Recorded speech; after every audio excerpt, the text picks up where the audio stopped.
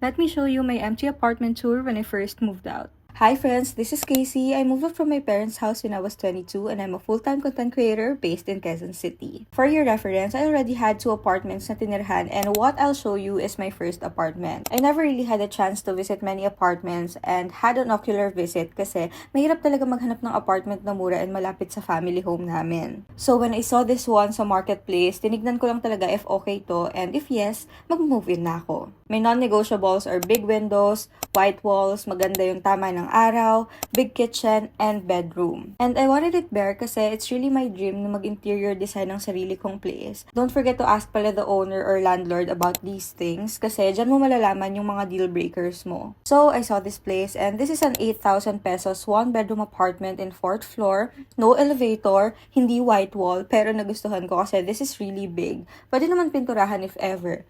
May gate, CCTV, tapat ng barangay, and mas tahimik kasi nasa eskinita pa siya. It has a big bedroom with provision for aircon, big kitchen, decent space for dining and bathroom, pero wala masyadong space for living area. Pero okay lang yon kasi mag-isa lang naman ako. My heart is so happy when I saw this place kasi I can really imagine my furniture and appliances there. Alam ko na kung saan ilalagay and anong ide-design. Everything's okay na and nakausap ko na yung owner, nag-down, contract signing, and here are the documents asked for me and akala ko ready na ako mag-move in pero hindi pa rin pala ganun kadali kasi there's a lot of things to do pala before moving and settling in.